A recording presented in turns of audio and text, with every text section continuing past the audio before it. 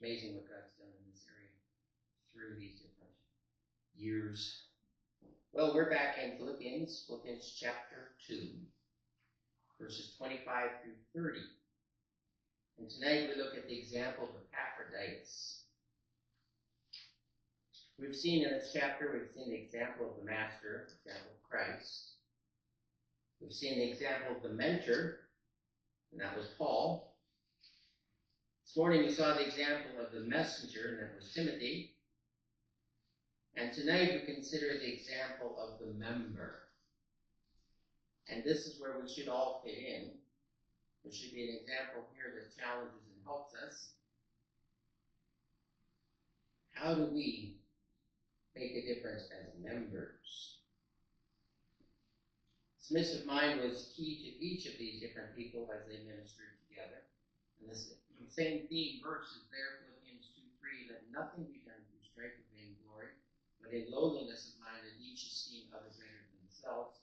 That applied to the master, the mentor, the messenger, and the member. Let nothing be done. We'd like to let just a little bit be done through strife or vainglory. That gives us a little bit of glory. Somehow we accomplished it. He says, nothing. What does the Lord say? Vengeance is mine, I will repay. He'll take care of the problems. We simply submit to him and find him sufficient as we minister. I don't know if I told you about John. John went to Bible college with me. I didn't like John. John was a tall, handsome young man that thought he was tall and handsome and thought he was the next. We're training to be ministers or missionaries. So he thought he was the next one on the list for success. And I just didn't like his attitude. And so we had a meeting with all the different types, different grades or levels of college. And at this one particular time, he ended up in a prayer group with me. The praying is to God by the students or the messengers, and yet you have to tolerate whoever's there praying. And remember, what did I think of John? I didn't like John. So it's distorting my attitude of prayer. Couldn't I go somewhere else and not be in the same group as John? I don't like him, Lord. And I remember the Lord making very clear in my mind, I like John. Came the thought back to my head. And I remember saying, Lord, you like John? How could you like John? The more I thought about it, he made John. He made John the way he was, whether John was responding the way he should, I don't know. Don't have a clue what became of John. But I remember that one time it became clear to me, Lord said, I like John. So guess what, you need to like John. And that's exactly what happens through all of this. He changes us. Prayer meeting was different. Because John changed? Nope. My attitude changed. Because I don't want to not like people the Lord loves. I can make my list of who I like and don't like, but his list is so inclusive. He loves all of those people. And so we have Epaphroditus. And I hope he's a challenge to us to get out of perhaps the way we've kind of cornered ourselves in life and help us think bigger and bolder and broader when we think of the gospel. So first of all, consider in verse 25 his care. Yet I supposed it necessary to send to you Epaphroditus, my brother and companion in labor and fellow soldier, but your messenger, and he that ministered to my wants. What does Paul say of Epaphroditus? I supposed it necessary, he says, to send to you Epaphroditus. But he doesn't just say his name, he says he's my brother. And that helps change our attitude when we begin to realize even those that may frustrate us are part of God's family. you grew up with family, you know that they were brothers or sisters even though they're annoying. They're still family. And so in God's family, it's the same. There's some annoying kids. We're all part of the same family. And so we have to remember that. It's his family. We're members together. And it's a privilege to be included and be a member of God's family. To have heard the gospel is totally amazing. When I go back and think of so many people that I know and don't know, who may have never heard, and God caused me to be born into a missionary family, I had no way I couldn't hear the gospel. Parents who were insistent that I go to Bible college. Is that my choice? No. I wanted to be a doctor. I wanted to be a rich doctor. I'm not sure how much I want to be a doctor if you're born into a doctor. Thank you. And God didn't want me to be a doctor. Now, there's some amazing doctors out there, but I'm not the type of person who would be a very good doctor. And God knew that. So he had all these things planned for me. My father was a missionary. I really didn't like that much. I didn't want to be like that. He came from a farm. He went out and he started a farm mission. And I wanted something more spectacular. Then the Lord spoke to me and caused me to realize that he's the one who determined all these things. And mine was to follow him, not to tell him what to do. And I had to quit giving God lists of things of what I wanted for him to prove. Life got better when I finally realized he has it all planned and I just have to follow. What a comfort it is now in life when you look at the fact that God has included me in his family, you in his family, but there are others that aren't there yet. There are other kids that need to accept him. So here's Epaphroditus, and he's a brother to Paul already. He's part of the family. But then he has compassion. And companion and neighbor. Being part of the family is amazing, but to be able to work together is wonderful. You have people that you know you can work with. Isn't it pleasant to work together instead of be colliding over things? In God's family, we have to learn to work together, and so we realize that this helps us with other people. Learning to realize their needs, and as we looked at this morning, not being selfish, caring about others, and here's Epaphroditus, who's a companion, who's part of the ministry. He's also a fellow soldier. A war. Where's the war? We're in it. It's been going on for years and years and years. Satan wants to pull people his way. God wants to give him opportunity of changing and become part of his family. And it's a battle. The minds and hearts of people. I remember when I was teaching school. And in our area, there were about 3,000 kids of an area of perhaps almost 500,000 people between the little towns. 3,000 kids went to private schools. We counted up and looked at how many kids didn't. And the majority of kids didn't go to private school, they were in public schools. And then the Lord changed everything for me, and I wasn't in the private school. I was out there making a living in the public schools as a substitute teacher. Boy, was that challenging. But to realize every single day those children were taught evolution. And I always challenge my teachers in the Christian school. We have the opportunity with these 3,000 kids in our area to teach creation. How much do we do? There's a war. There's a war for their minds. And the majority of them aren't getting truth. The majority of the kids here and there, are running their homes and the parents are minding them. It's few homes where the parents are in charge and the kids are growing up and learning. And so we're fellow soldiers in this. Communicating this truth, this hope, this gospel message.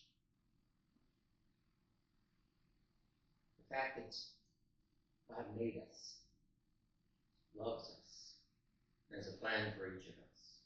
And so then we see the message, the messenger. But you're a messenger. He wanted them to realize that he was being sent to help them. How often do you hear something that's good for you, but you don't want to hear it?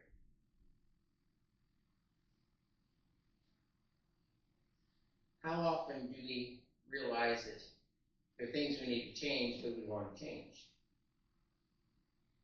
The messenger can't accomplish all that unless they're responsive, and so they had to be responsive to him as their messenger. That he had the truth they needed to hear.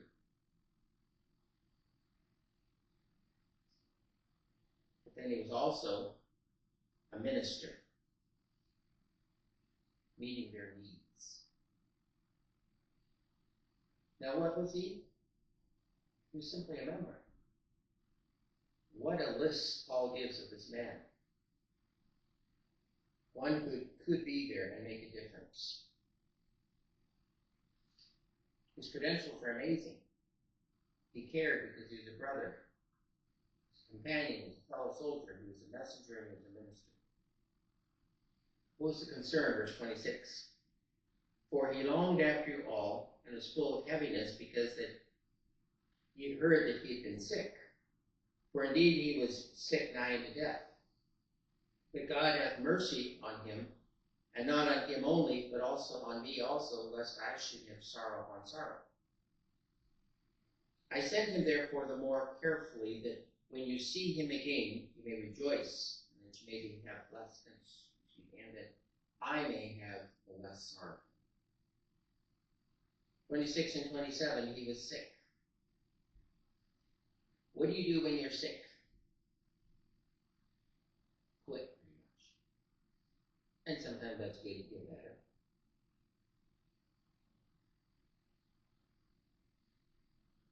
But oftentimes we don't plug on like we should if we don't feel good.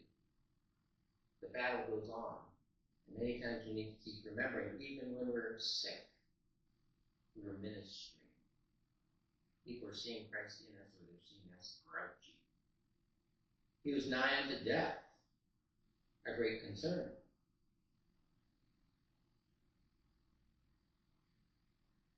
When you think of that and you realize that there are those that are sick that need ministering to, then we realize that we have ministry to them as well.